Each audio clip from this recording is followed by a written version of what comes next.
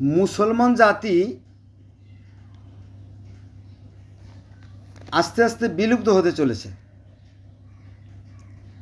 কেন? কারণ তারা কোরআন পড়ে ঠিকই, কিন্তু তারা কোরআন গবেষণা করে না, কোরআনের নির্দেশ তারা মানে না। যেমন কোরআনে 44টি চিন্তা ও গবেষণার আয়াত আছে, এবং একটা আয়াত আছে যে তোমরা সৃষ্টি সম্পর্কে গভীরভাবে চিন্তা করো। শুধু চিন্তাই নয়, গভীরভাবে চিন্তা করো, কিন্তু মুসলমানরা সেটা করে না। ফলে দেখবেন যে সৌদি আরবের যে রাজ পরিবার, এদের সুরক্ষা দেয় ইহুদি খ্রিস্টানরা, এবং ইরানের সুরক্ষা দেয় রাশিয়া, পাকিস্তানের সুরক্ষা দেয় চীন, বাংলাদেশের সুরক্ষা দেয় ভারত, ইত্যাদি ইত্যাদি, তাই না? এরা সংখ্যায় যত হয়তো কিছু যায় আসে না। তো আমি কিছু মোস্ট ইম্পর্ট্যান্ট, মানে খুবই গুরুত্বপূর্ণ যে কিছু পয়েন্ট আপনাদের তুলে ধরবো, আপনারা আমার সাথে থাকবেন, আশা রাখি ভালো লাগবে। মুসলমান জাতি পৃথিবীতে কেন বিলুপ্ত হতে চলেছে? নাম্বার 1, আমার মনে আছে যে 1985 বা 1990 সালের দিকে যখন আমি গ্রামে থাকতাম, তখন কলেরা, ডায়রিয়ার চিকিৎসা করতো আলেমোলামারা। কী দিয়ে জানে? সরিষা পড়া দিয়ে। সরিষা, সুতো পড়া, পানি পড়া, তেল পড়া, হেভি লাভ, পুরোটাই লাভ। মানে 100 টাকা বা 500 টাকা বা 1000 টাকা যদি হুজুর ইনকাম করতো, আয় করতো, তার পুরোটাই হুজুরের লাভ হতো, বুঝছেন? ওই বলতো যে আপনি কিছু সরিষা পড়া নিয়ে এসেন, আমি এই আপনার বাড়ি বন্ধ দিয়ে দিচ্ছি, আপনার বাড়িতে আর ডায়রিয়া ঢুকতে পারবে না। আমার সামনে, আমার চোখের সামনে। তো ওই সরিষা পড়া আনলে পরে ওই সরিষা পড়ে কোনো একটা সুরো বা কোনো একটা কালাম পড়ে ফু দিত, ফু দিয়ে ওই বাড়ির চারপাশ ওই সরিষাগুলো ছেড়ে দিত, বলে যে ডায়রিয়া আর আসবে না। কিন্তু আসলে এটা কি, একটা ধোকাবাজি ছিল, ব্যবসা, আলেমদের ধোকাবাজি ব্যবসা। ডায়রিয়া ঠিকই ঢুকতো, যা হবার তাই হতো। কিন্তু সৃষ্টিকর্তার অশেষ কৃপা, তিনি মানুষকে জ্ঞান দিয়েছেন। তো যখন ওআরএস সেলাইন আবিষ্কার হলো, সেলাইন এবং স্কুলে প্রত্যেকটা বাচ্চাদেরকে আপনার সেলাইন তৈরি শেখানো হলো, সেই থেকে ডায়রিয়াটা অনেকটা বিলুপ্ত হয়ে গেছে। এবং ডায়রিয়া হলে দ্রুত হাসপাতালে নিয়ে সেলাইন দেওয়ার পরে সেই রোগী ভালো হয়ে যায়। তারপরে আপনার আরেকটা রোগ আছে, আমাশা। এই আমাশা হলে ওই একই, পানি পড়া, তেল পড়া, শস্য পড়া, ফু, এইগুলো তাবিজ কবিজ দিত। কিন্তু আধুনিক চিকিৎসা আছে ডাইরোজেল, মেটাসন, অ্যামোডিস, ফিলমেট, এই জাতীয় ওষুধ দিলে পরে এই আমাশা 2 টাকার, মাত্র সিম্পল 2 টাকার ওষুধ খাইলেই এই রোগ ভালো হয়ে যায়। তারপরে 3 নম্বরে যক্ষা। আমাদের দেশে একটা প্রচলিত কথা ছিল যে যক্ষা হলে রক্ষা নাই, কিন্তু পরবর্তীতে এই স্লোগানটা অন্যভাবে ঘুরে গেল। সেটা হচ্ছে যক্ষা হলে রক্ষা নাই, এই কথার ভিত্তি নাই। কারণ পৃথিবীর যে পৃথিবীর সবচেয়ে ধনী ব্যক্তি যে বিল গেটস, তিনি কিছু টাকা দিলেন, সাহায্য দিলেন, যে গরিব মানুষ চিকিৎসা নিতে।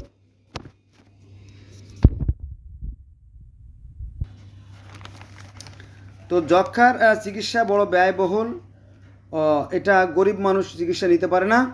তখন বিল গেটস সাহেব এই যক্ষার চিকিৎসা দেওয়া শুরু করলেন। এখন যক্ষা বিলুপ্ত প্রায়। এখন যক্ষা হলে আর কোনো ভয় নাই, যক্ষার ওষুধ আবিষ্কার হয়েছে। তারপরে হাঁপানি শ্বাসকষ্ট হয়, এটা মূলত আমাদের কর্মফল। এই হাঁপানি শ্বাসকষ্ট মূলত আমাদের কর্মফলের একটা ফল বা পাপের প্রায়শ্চিত্ত। কারণ আমরা রাস্তাঘাটে যত্র ময়লা ফেলি, ধুলা বালি, এই ক্ষতিকর যে ধুলাগুলো আমাদের ফুসফুসে যায়, ফলে ফুসফুসের যে রোগ হয় সেটা হচ্ছে হাঁপানির একটা, শ্বাসকষ্টের একটা। তো এই শ্বাসকষ্ট রোগ হলে মানুষ কিন্তু নিঃশ্বাস নিতে কষ্ট হয়, অনেক সময় মারাও যায়। তো সৃষ্টিকর্তার অপার লীলা, যারা বিজ্ঞানী, যারা চিন্তাশীল, যারা বিবেকবান মানুষ, তারা গবেষণা করে নেবুলাইজার বা ইনহেলার এই জাতীয় কিছু ওষুধ আবিষ্কার করছে। ফলে এই হাঁপানি বা শ্বাসকষ্টের রোগীরা অনেকটা পরিত্রাণ পায় বা অনেক সময় আস্তে আস্তে সুস্থ হয়ে যায়। বোঝা গেছে বিষয়টা? কোরআন শরীফে কিন্তু চিন্তা গবেষণার কথা বলা আছে 64 আয়াতে, কিন্তু দেখবেন একজন হুজুর এগুলো কি চিন্তা করবে? তারা তো খয়রাত নিয়ে ব্যস্ত, খয়রাত করবে, নিজেরা খাবে, খয়রাত করে সংসার চালাবে, খয়রাত করে কি বাড়ি গাড়ি করবে ইত্যাদি ইত্যাদি। আচ্ছা, কাশি, কাশি হলেও ওই একই, ঝাড় ফুঁক, সরষের তেল, পানি পড়া ছাড়া আর কিছুই না। জেন চালাইতে গেলেও একই, কিন্তু আপনার কাশি হলে ব্রোডিল, টুস্কা, অফকপ, হিস্টাসিন এই জাতীয় যত সিরাপ আছে খাইলে পরে কি মানুষ সুস্থ হয়ে যায়। এগুলো কি হুজুরা আবিষ্কার করতে পারে? হুজুররা আলেমরা কি আবিষ্কার করতে পারে? সেই ব্রেন কি তাদের মধ্যে আছে? নাই। তারা ওই পানি পড়া দেবে, শুধু পানি পড়া, তেল পড়া দেবে, ধোঁকাবাজি। এবার আমরা আসবো 6 নম্বরে। এটা খুব মোস্ট ইম্পর্ট্যান্ট একটা পয়েন্ট। সেটা হচ্ছে যে একজন মানুষের দেহের 4টে পার্ট হচ্ছে, মানে পার্টস হচ্ছে খুবই গুরুত্বপূর্ণ। এটা হচ্ছে ব্রেন, এটা হচ্ছে হার্ট, লেবার আর কিডনি। এই হার্ট, লেবার, কিডনি, ব্রেন এর 4টের একটা বিকল হয়ে গেলে মানুষ কিন্তু মারা যায়। তো দেখেন যে আজকাল হার্টের যদি প্রবলেম হয়, হার্ট দুর্বল হয়ে গেছে বা কোনো কারণে সমস্যা হয়ে গেছে, আজকে ওপেন হার্ট সার্জারি বা বাইপাস টাইপাস অনেক কিছু হয়, তাই না?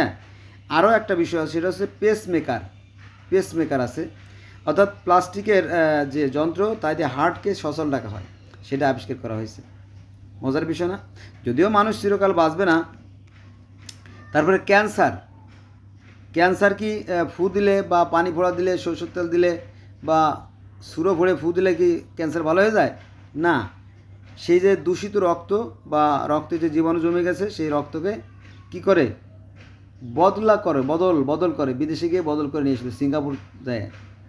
হ্যাঁ, কারণ আমাদের দেশের আলেমরা তো তাবিজ কবিজ দেবে, তাই না? ঝাড় ফুঁক দেবে, ও হোমিওপ্যাথি ডোজ দেবে, অ্যালকোহল দেবে, এতে তো আর ক্যান্সার ভালো হবে না। বোঝা গেছে? আচ্ছা, তারপরে দেখেন যে 8 নম্বরে চোখের কর্নিয়া বদল করা হয়, মৃত মানুষের চোখের কর্নিয়া এনে, তাই না, সংযোগ করা হয়। তারপরে আপনাদের সিফিলিস, যৌন রোগ হলে এগুলো আল্লাহ কপালে লেখছিল তাই হয়ে গেছে, কিন্তু না, মানুষে আপনার ওই অ্যাজিথ্রোমাইসিন, সেফেক্সিম গ্রুপের ওষুধ খাওয়াইলে বা পেনিসিলিন গ্রুপের যে ওষুধ আছে সেইগুলো খাওয়াইলে এই যে সিফিলিস, গনোরিয়া, এই সমস্ত রোগ ভালো হয়ে যায়। তারপরে এই তো কিছুদিন আগেও গর্ভবতী মায়েরা যখন সন্তান প্রসব করত, অর্থাৎ গর্ভকালীন সময়ে আপনার বাচ্চাদেরও টিটেনাসে মারা যেত, আবার গর্ভবতী মারাও ধনুষ্টঙ্কারের ফলে মারা যেত। কিন্তু বর্তমানে আধুনিক চিকিৎসার ফলে পেটে বাচ্চা আসার পরেই মাদেরকে টিটেনাসের কয়েকটা ডোজ দেওয়া হয়, 5টা ডোজ দেওয়া হয়, ধাপে ধাপে মাত্রা, মানে মানে সহনীয় মাত্রায় যে ধনুষ্টঙ্কের ডোজগুলো দেওয়া হয়, ফলে এই বাচ্চা এবং মাদের ধনুষ্টঙ্কার একটা হয় না। এখানে আর একটা বিষয় বলে রাখা ভালো যে আগেকার দিনে বাচ্চা ভূমিষ্ঠ হওয়ার সাথে সাথে তারা কী করতো জানেন? পানির ভিতরে দিয়ে পানির মধ্যে দিয়ে ভালো করে ধুয়ে পরিষ্কার করতো। কিন্তু আধুনিক যে ডাক্তাররা বলতেছে না, এই বাচ্চাটা যখন মায়ের গর্ভের মধ্যে ছিল তখন তো সে মানুষের দেহের তাপমাত্রা কত 98 ডিগ্রি সেলসিয়াস, আর যেহেতু মায়ের পেটের মধ্যে চাপে ছিল আর একটু বেশি ডিগ্রিতে ছিল, তো হঠাৎ করে এই বাচ্চাকে যদি আমরা 98 ডিগ্রি থেকে যদি এই 26 ডিগ্রি তাপমাত্রা যে পানিতে যদি আমরা গোসল করাই, তাহলে তার হঠাৎ করে ঠান্ডা লেগে যায়, তার নিউমোনিয়া হয়, ধনুষ্টঙ্কার হয়, নানান জটিলতা হয়, ফলে অনেক বাচ্চা মারা যায়। এই জন্য আজকালকার বাচ্চা ভূমিষ্ঠ হলে বা জন্ম নিলে বা সিজার করলে সেই বাচ্চাকে আর গোসল করানো হয় না। তার শরীরে যে লালা বিজলা যে রক্তটা লেগে থাকে সেটা আলতো নরম তোয়ালে দিয়ে টিস্যু পেপারের মতো হালকা জিনিস দিয়ে মুছে ফেলানো হয়। পরে আস্তে আস্তে কয়েক ঘন্টা পরে বা তাকে মৃদু উৎস গরম পানি দিয়ে গোসল করা হয়, ফলে বাচ্চার মৃত্যুর হার কমে গেছে। শুধু এই মস্তিষ্কটা কাজে লাগানোর কারণে। এই যে মস্তিষ্ক, এই যে ব্রেন, এইটা সৃষ্টিকর্তার দান, এবং সৃষ্টিকর্তা পৃথিবীর প্রত্যেকটা মানুষকেই না, প্রত্যেকটা প্রাণীকে ভালো মন্দের জ্ঞান দিয়ে দিয়েছে, কিন্তু মুসলমানরা তাদের জ্ঞানকে কাজে লাগায় না, তারা কুয়ার ব্যাঙের মতো অন্ধকার কূপে পড়ে আসে, ফলে আস্তে আস্তে তারা ধ্বংসের অতল তলে তলিয়ে যাচ্ছে। এটা আমি দায়ী না। আমাদের বিবেকটা, আমাদের চিন্তাকে কাজে লাগাইতে হবে, আমাদের ব্রেনকে কাজে লাগাইতে হবে। এই ব্রেনকে কাজে লাগানোর নামই হচ্ছে বিজ্ঞান। বিজ্ঞান মানে জ্ঞান, বিজ্ঞান মানে সৃষ্টিকর্তা দেওয়া যে জ্ঞান, সেটাই বিজ্ঞান। সেটা নিয়ে চর্চা করার নাম হচ্ছে জ্ঞান। আচ্ছা, তারপরে আসেন নাকের পলিপাস। আমরা রাস্তাঘাটে যেখানে সেখানে মিল, কল কারখানা, তারপরে আপনার যত নোংরা আজে বাজে, মুরগির পাখনা, পালক, আবাজাব আমরা তো রাস্তাঘাটে দেখি প্রতিনিয়ত। আমরা ভিডিও দেখবেন যে এই ধরনের নোংরা ভিডিওগুলো আমি করে থাকি, কারণ আছে। তো এই নোংরা রাস্তাঘাটে ফেলানোর ফলে এই ধুলাবালি নাকে গিয়ে দেখবেন যে শতকরা প্রায় 85% মানুষের নাকের পলিপাসের সমস্যা আছে। তো এই নাকের পলিপাসের চিকিৎসা ফু দিয়ে হুজুরা ফু দিয়ে দেবে, কিছু হবে না, 5 পয়সার উপর হবে না। আপনি যে কটা টাকা হুজুরে দেবেন ওই কটা টাকাই মাটি জলে চলে যাবে, ঠিক আছে। কিন্তু আধুনিক চিকিৎসকেরা এই নাকের ভিতরে আপনার লোকাল এনেস্থেসিয়া অর্থাৎ অবশ করে, অজ্ঞান করে, মানে লোকাল অজ্ঞান, ওই জায়গাটা ব্যথা মুক্ত করে তারা যে বাড়তি যে অংশটা পলিপাস বা বাড়তি অংশ কেটে ফেলে এবং অ্যান্টিবায়োটিক দিয়ে দিলে পরে ওই রোগী সুস্থ হয়ে যায়। বুঝছেন? এগুলো কিন্তু আধুনিক চিকিৎসা বা এই জ্ঞানকে কাজে লাগে মানুষ কিন্তু এই উন্নতি লাভ করছে। আলেমরা কিন্তু পিছিয়ে পড়েই থাকবে চিরকাল। আচ্ছা, হাড়ের এক্সরে, হাড় কোথায় ভাঙছে, তারপরে গুলি কোথায় লাগছে, কয়টা গুলি শরীরে আছে, এটা এক্সরে করলে সব দেখা যায় এক্সরে প্লেটে, তাই না? এটা এক্সরে আবিষ্কার করছে কে? Marie Curie. তারা তাদের জীবন বাজি রেখে সারা জীবন কষ্ট সাধনা করে তারা এই এক্সরে যে রশ্মি, এটা আবিষ্কার করে গেছে মানুষের কল্যাণে। আজকে লক্ষ লক্ষ কোটি কোটি মানুষ সেই মেরি কুরি তাদের অবদানের জন্য ধন্য। এবং এই এক্সরে দিয়ে অসংখ্য অসম্ভবকে সম্ভব করা হচ্ছে। এটা কীভাবে সম্ভব হয়েছে? তারা তাদের জ্ঞানকে কাজে লাগায় এটা সম্ভব করছে। মজা না? আসুন আমরা আমাদের বিবেককে কাজে লাগাই, আমাদের সন্তানদেরকে আমরা বিজ্ঞান শিক্ষা দেই, বিজ্ঞান মানে জ্ঞান শিক্ষা দেই, আমরা অন্ধ কূপের মধ্যে পড়ে না থাকি। এই আলেমদের অধিকাংশ ধোঁকাবাজ, বুঝছেন? ওরা লোভ দেখায় যে কলেমা পড়লেই জান্নাতে চলে যাওয়া যাবে। আপনি যতই অপকর্ম করেন না কেন কোনো সমস্যা নাই। আপনি উহুদ পাহাড় পরিমাণ যদি পাপও করেন তাহলে কলেমা পড়লেই কি সব মাফ হয়ে যাবে। হ্যাঁ, আপনার একদিন জান্নাতে নিয়ে যাবে। সমস্ত ধোঁকাবাজি, সাবধান হয়ে যান। বিবেক দেশে সৃষ্টিকর্তা ভালো মন্দের জ্ঞান দেশে, এই জ্ঞান কাজে লাগাইয়ে পথ চলার চেষ্টা করুন প্লিজ। অ্যাবোবেল মাই রিকোয়েস্ট, মানে সর্বোপরি আমার অনুরোধ রইল। আচ্ছা, এবার আসেন এক্সরে, আল্ট্রাসোনোগ্রাম করলে, আল্ট্রাসোনো করলে আপনার বাচ্চা পেটের ভিতরে, অর্থাৎ মার গর্ভের ভিতরে বাচ্চারা কেমন আছে, মাথাটা নিচের দিকে আছে নাকি উপর দিকে আছে নাকি আড়াআড়িভাবে আছে, ও কি ঘুমাচ্ছে নাকি খেলাধুলা করতে, সব দেখা যায়, টেলিভিশনের মতো দেখা যায়। আপনি যদি মানে এখানে স্ত্রীদেরকে আল্ট্রাসোনোগ্রাম করলে স্বামীরা দেখার রাইট আছে। স্বামী যদি বলে যে ম্যাডাম বা স্যার, আমি আমার ওয়াইফের আল্ট্রাসাউন্ড করতেছেন, আমি একটু পাশে থাকতে চাই, আমি দেখতে চাই, তখন কিন্তু এটা থাকার রাইট আছে। এটা মানে গভর্নমেন্ট অনুমোদিত। যেহেতু আমি মেডিকেলের একজন মেডিকেলের ছাত্র, আমি প্রায় 20-21 বছর মেডিকেলে চাকরি করছি, তো আমি জানি। এবং আমি আমার ওয়াইফের যখন আল্ট্রাসাউন্ড করি তখন আমি সাথে থেকে এগুলো আমি দেখছি। আপনি যদি ডাক্তারকে সাহস করে বলেন যে আমি আমার স্ত্রীর পাশে থাকতে চাই, আল্ট্রাসাউন্ড করলে আপনি দেখতে পারবেন আবার বাচ্চাটা পেটের মধ্যে কোন অবস্থা আছে। বোঝা গেছে? তো আজকাল আল্ট্রাসাউন্ড করার মাধ্যমে বাচ্চা কেমন অবস্থা আছে পেটের ভিতরে সেটা দেখা যায়। মজার বিষয় না? এটা একটা অদ্ভুত জিনিস আবিষ্কার করছে কারা? বিজ্ঞানীরা। কিন্তু এই বিজ্ঞানীদেরকে হুজুরা পছন্দ করে না, বুঝছেন? এই জন্য যেহেতু ইসলাম বিজ্ঞান থেকে পিছিয়ে পড়ে গেছে বা বিজ্ঞান বিরোধী, এজন্য তারা ধ্বংসের দিকে চলে যাচ্ছে। তারপরে এনজিওগ্রামের খবর তো আমরা জানিনি, তাই না? এনজিওগ্রাম একটা চিকিৎসা, মানে শরীরে পাইপ প্রবেশ করা, এগুলো করা হয়। তারপরে মেরি স্টোপস নামে একজন মহিলা আছে, এটা সারা পৃথিবীতে তার সুনাম আছে। তিনি প্রজনন বিষয়, যৌন বিষয় চিকিৎসা দেন। তো এই মেরি স্টোপস যখন প্রথমে চিকিৎসা দেওয়া শুরু করলো, পরিবার পরিকল্পনা যখন শুরু করলো, তখন তার বিরুদ্ধে মামলা হয়ে গেল। আর সৃষ্টিকর্তা মানুষ পাঠাবে পৃথিবীতে, তিনি খাবার দেবেন, তুমি কে? আমাদের বাংলাদেশেও যখন আপনার 1965 বা 70 সালের দিকে যখন মায়াবড়ি সুখী বড়ি যখন দেয়া শুরু করলো, তখন এই সমস্ত অফিসগুলোতে আগুন লাগাই দিত। কারা জানেন?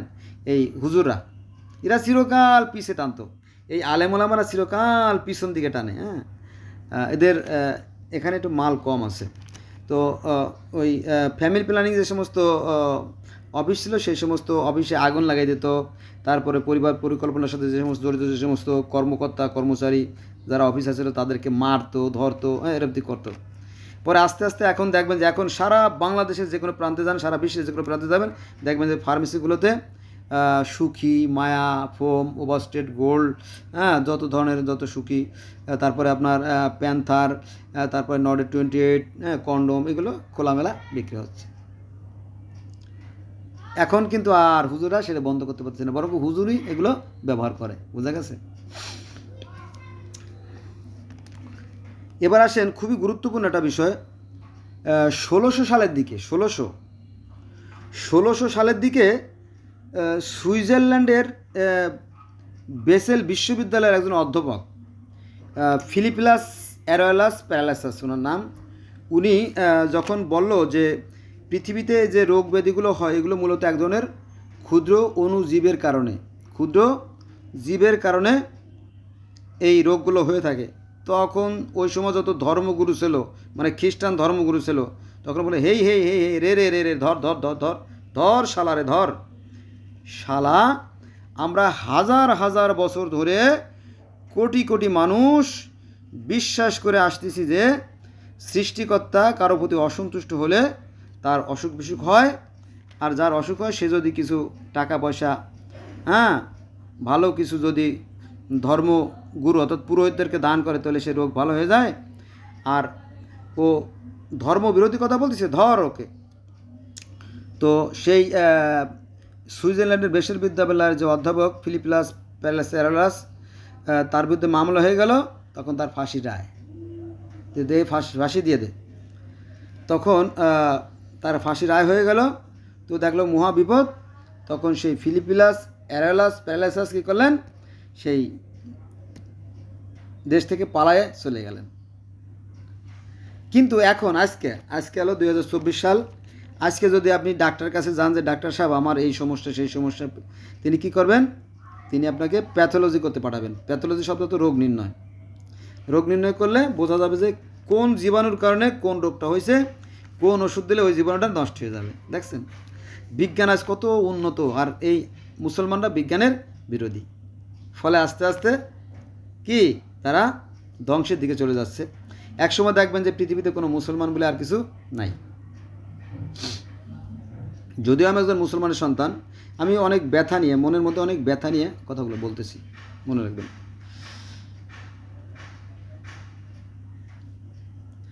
দেখেন, মানে আমরা অনেক সময় কোরআনে হাদিসে বা অন্যখানে আন্দাজের পর লেখা থাকে যে পৃথিবীটা গোল, পৃথিবীটা চ্যাপ্টা, পৃথিবীটা আলুর মতো, হ্যাঁ, কেউ বলে টমেটোর মতো, যাক। কিন্তু 1557 সালে পৃথিবী ঘুরে, গোটা পৃথিবী ঘুরে আসে কে? সান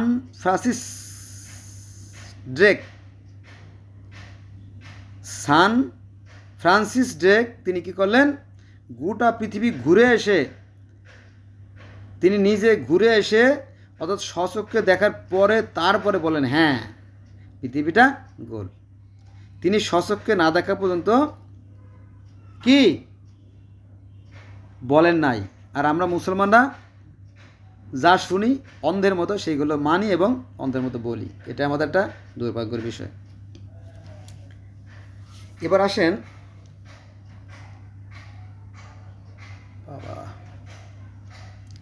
ভারতবর্ষে আসেন। রাজা রামমোহন রায় যখন বলেন যে সতীদাহ প্রথাটা একটা অন্যায় প্রথা, এটাকে বিলুপ্ত করা দরকার, তখন যত ধর্মগুরু ছিল সবাই বলো শালা বলে কি, ওর কল্লাটা কেটে ফেলা না, হ্যাঁ, ধর্মবিরোধী কথা বলে। এইভাবে তার বিরুদ্ধে সবাই খেপে গেল। তার পক্ষে খুব কম লোকই ছিল, অর্থাৎ রাজা রামমোহন রায়ের পক্ষে খুব কম লোকই ছিল। এই রাজা রামমোহনের যে মা, গর্ভধারিণী মা, সেও তার বিরুদ্ধে চলে গেল, তার পিতাও তার বিরুদ্ধে চলে গেল। খুবই সিরিয়াস বিষয়, খেয়াল রাখেন।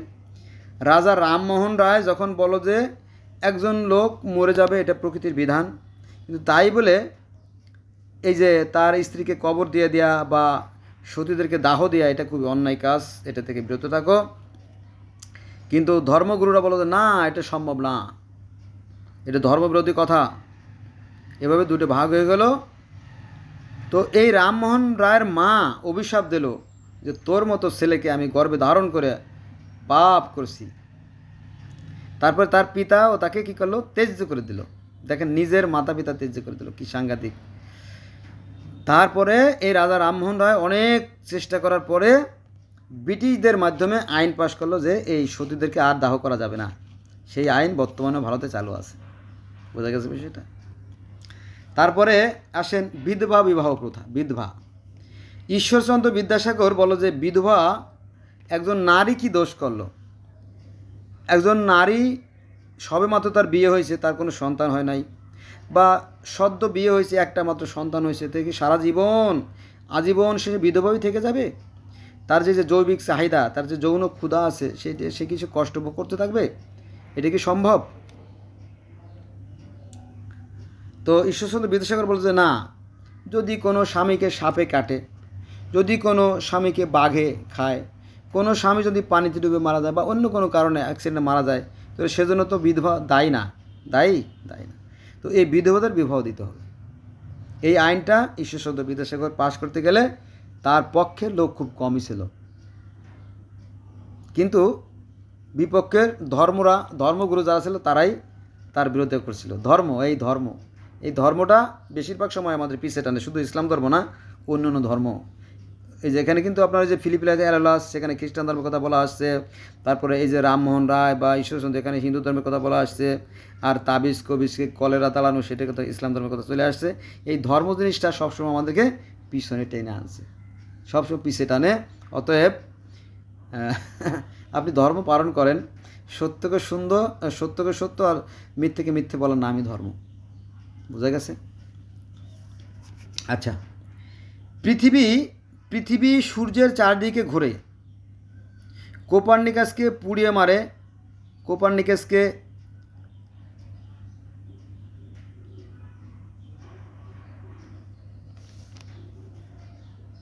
কি লেখছি ভুলে গেছি। ও আচ্ছা, পাইছি।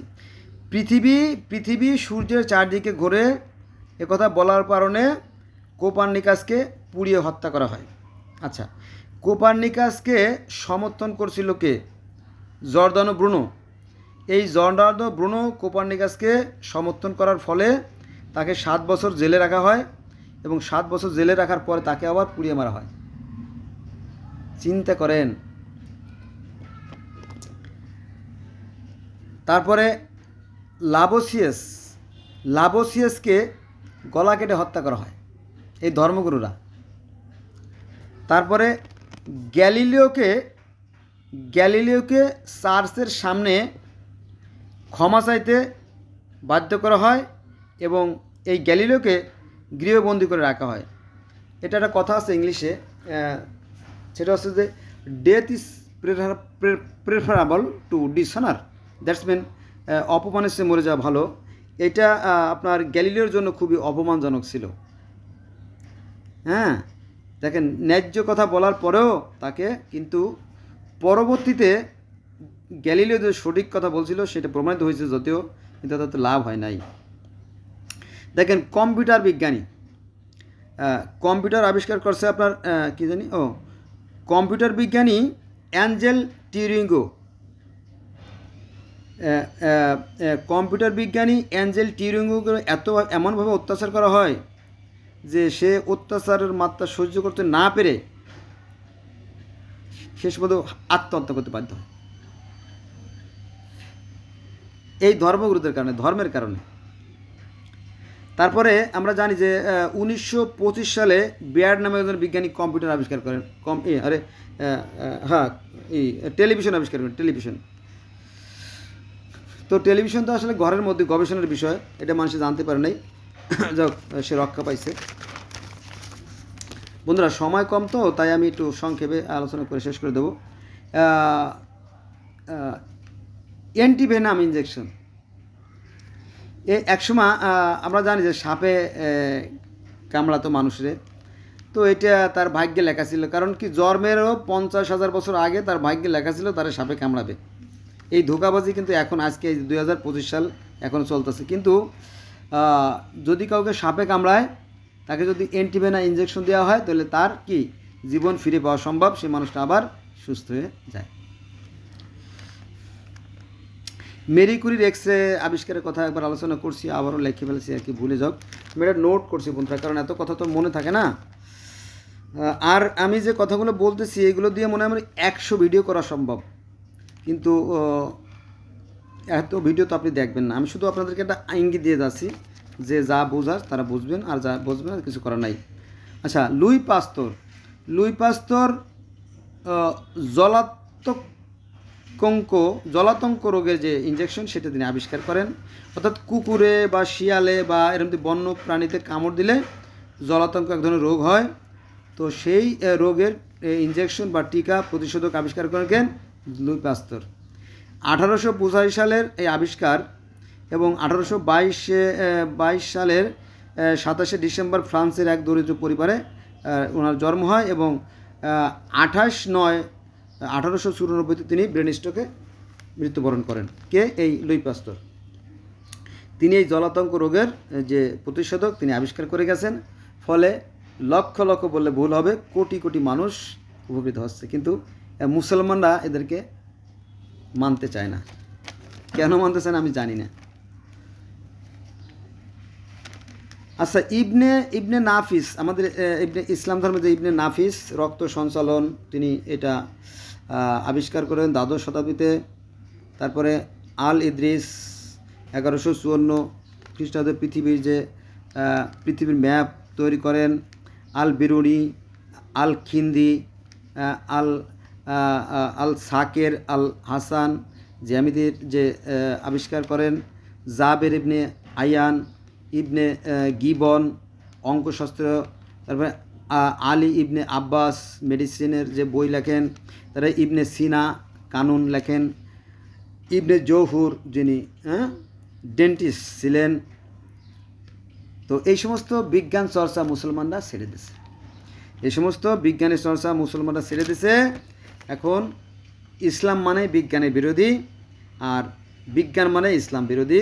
ফলে মুসলমানরা আস্তে আস্তে কি সেই তেল পড়া, পানি পড়া, শস্য পড়া, সুতো পড়া, নাতা পড়া, লজ্জাপতি গাছের শিকড়, আর কুকুরের লেজ মাজায় বেঁধে সেক্স করলে ঘন্টার পর ঘন্টা সেক্স করা যায়, এই সমস্ত যত ভণ্ডামি ধোঁকাবাজির মধ্যে মুসলমানরা এখনও পড়ে আছে। সেটা আমার কিছু যায় আসে না। তো আমি অনুরোধ করব আমার মুসলমান ভাইদের যে আসেন আমরা বিজ্ঞান চর্চা করি, হ্যাঁ। আর আমি রাগের বসে যে কথাগুলো বলছি ক্ষমা সুন্দর দৃষ্টি দেখবেন আর কি। দেখেন মিশর, এটা কথা আমার অনেক 28 মিনিট হয়ে গেছে। মিশররা পৃথিবীর প্রথম সভ্য জাতি, কারণ তারা প্রথম লিখনী পদ্ধতি আবিষ্কার করছে, চিকিৎসা পদ্ধতি আবিষ্কার করছে, তারপরে আপনার চাষাবাস পদ্ধতি আবিষ্কার করছে, তারপরে আপনার পানি সেচ পদ্ধতি আবিষ্কার করছে, তারা ঘড়ি আবিষ্কার করছে, তারা জ্যামিতি আবিষ্কার করছে, তারা অঙ্ক আবিষ্কার করছে, হ্যাঁ। পৃথিবীর প্রথম সভ্য জাতি তারা, হ্যাঁ। কিন্তু এই মিশরীয়রা আবার মুসলমানদের সবচেয়ে বিরোধী, এবং তারা বলে ফেরাউন কাফের নমরুদ। এজন্য মুসলমানরা কি পিছিয়ে পড়ে যাচ্ছে। তারপরে ইহুদিরাও কিন্তু বিজ্ঞানের চর্চা করে, তারাও কিন্তু মুসলমানদের বিরোধী। এরকম তো অনেক, যেমন বাংলায় কোরআন শরীফ লেখা যাবে না, পড়া যাবে না, ধরা যাবে না, ছোঁয়া যাবে না, হ্যাঁ। ফ্যামিলির পদ্ধতি মানে গ্রহণ করা যাবে না, এরকম মানে সবসময় চিরকাল এই ধর্ম অন্ধরা সবসময় সমাজকে পিছের দিকে ঠেলে নিয়ে আসছে, আর বিজ্ঞান সবসময় সমাজটাকে সামনের দিকে নিয়ে যাওয়ার চেষ্টা করছে। So I shall request to you, all my request, let go with practice science. আমি অনুরোধ করবো, আসেন আমরা বিজ্ঞান চর্চা করি, বিজ্ঞানমুখী হই। বিজ্ঞানমুখী হওয়া মানে কি, সৃষ্টিকর্তা যিনি এই বিশ্বজাহানের পরিচালক, তিনি আমাদেরকে একটা মাথা দিয়েছেন এবং আমাদের জ্ঞান দিয়েছেন, এটাই মূলত সৃষ্টিকর্তার দান। হ্যাঁ, আসেন আমরা আমাদের জ্ঞান চর্চা করি। সৃষ্টিকর্তা শুধু মানুষকে জ্ঞান দিয়েছে, এটা ভুল কথা। পৃথিবীতে যত প্রাণী আছে, যত প্রাণী, পিঁপড়ে, মশা, মাছি, উল্লা, ডেল্লা, পাখি, হ্যাঁ, গরু, ছাগল, হাঁস, মুরগি, বাঘ, সিংহ, মাছ, গাছেরও জ্ঞান আছে। গাছের জ্ঞান আছে কীভাবে জানেন? লজ্জাপতি গাছের তাড়া পালে সে নিজেকে আড়াল করে। আপনি দেখবেন যে সন্ধ্যার আগে যখন সূর্যের তাপ কমে যায়, তখন রেন্টি গাছগুলো আছে না, রেন্টি গাছ, কড়াই গাছ, তারা কী করে, তাদের যে শালক সংশ্লেষণ করে, তাদের খাদ্য উৎপাদন প্রক্রিয়া বন্ধ করে দিয়ে পাতাগুলো গুছিয়ে তারা ঘুম দেয়। গাছেরও জ্ঞান আছে, অনুভূতির জ্ঞান। বোঝা গেছে? পৃথিবীর প্রত্যেকটা প্রাণীরও জ্ঞান আছে, কিন্তু আমাদের মুসলমানদের কিন্তু অতটা জ্ঞান নাই। আসুন আমরা আবার কোরআনে কিন্তু আছে, কোরআনে বলা হয়েছে তোমরা সৃষ্টি সম্পর্কে গভীরভাবে চিন্তা করো। শুধু চিন্তা না, গভীরভাবে চিন্তা করে। 40টা চিন্তা গবেষণার আয়াত আছে, কিন্তু এটা করে না। এক শ্রেণীর ধোঁকাবাজ, ধান্দাবাজ, হ্যাঁ, পাঁচাটা এক ধরনের এক শ্রেণীর লোক আছে যারা সমাজটাকে পিছন দিকে টানে। তাদেরকে আমরা বলি আলেম। তবে সব আলেম না, কিছু আলেম আছে বিজ্ঞান মনস্ক, তাদের কথা কেউ শুনতে চায় না। তো মূর্খ সংখ্যা বেশি। যে যত বড় মূর্খ সে তত বড় ধার্মিক, যে যত বড় মূর্খ সে তত বড় ধার্মিক। আসুন আমরা আমাদের যে জ্ঞান, এই জ্ঞানকে কাজে লাগাই। এই জ্ঞান মানেই বিজ্ঞান, আর এই জ্ঞানটা সৃষ্টিকর্তার দান। মনে আছে যে আদমকে যখন সৃষ্টি করা হলো, আদমকে সৃষ্টি করার ফলে সৃষ্টিকর্তা তাকে সমস্ত কিছুর জ্ঞান দিয়ে দিলেন। 66,000 ভাষা শিখালেন, পৃথিবীর সমস্ত বস্তুর নাম শিখালেন, ঠিক আছে। কিন্তু আমাদের হুজুরা বলে কি যে না, অন্য ভাষা ভাষা না, অন্য ধর্ম ধর্ম না, অন্য কিছু কিছু না, অন্য মানুষ মানুষ না, অন্য জাতি জাতি না, অন্য অন্য কিছুই না, সবাই জাহান্নামী। ইহুদি, খ্রিস্টান, নাসারা, বৌদ্ধ, তারপরে আপনার শিখ, তারপরে আপনার কোনটা বলবো, পার্সিয়ান, তারপরে আপনার অন্য পৃথিবীর যত ধর্ম আছে সবাই জাহান্নামী, খালি আমরা শুধু জান্নাতীতে রসগোল্লা খাবো। এটা হইল? সৃষ্টিকর্তা প্রত্যেকটা মানুষকে সমানভাবে কিছু দিয়েছেন, সবাই সমান দিয়েছেন। তো এই সমস্ত দিক চিন্তা করে একজন বুদ্ধিমান একজন কবি, আমার নামটা মনে নাই, উনি বলছে যে জগৎ জুড়িয়া এক জাতি আছে, সে জাতির নাম মানুষ জাতি। একই পৃথিবীর স্তনে লালিত, একই রবি শশী মোদের সাথী, শীত তাপ ক্ষুধা তৃষ্ণা জ্বালা সবাই মোরা সমান বুঝি। জলে মরি বাসি টাইলে ডাঙ্গা পাইলে ডাঙ্গা, ধলর কল বাহিরে কেবল ভিতরে সবার সমান। অর্থাৎ আমাদের পৃথিবীর সকল মানুষের রক্ত লাল। পৃথিবীর প্রত্যেকটা মানুষ সুখে আসে, দুঃখে কাঁদে, শীতে কাঁপে, প্রত্যেকে আবেগ অনুভূতি এক। পৃথিবীর প্রত্যেকটা মানুষ একই অক্সিজেনে গ্রহণ করি। কিন্তু এই ধর্মের জন্ম হয়েছে মানুষের সাথে মানুষের বিভেদ, মানুষের সাথে মানুষের ঘৃণা, বিদ্বেষ, হিংসা, অহংকার থেকে। এগুলো বাদ দেই, আসুন আমরা সবাই মানুষ হই, প্রকৃত ধার্মিক হই। ধন্যবাদ সবাইকে।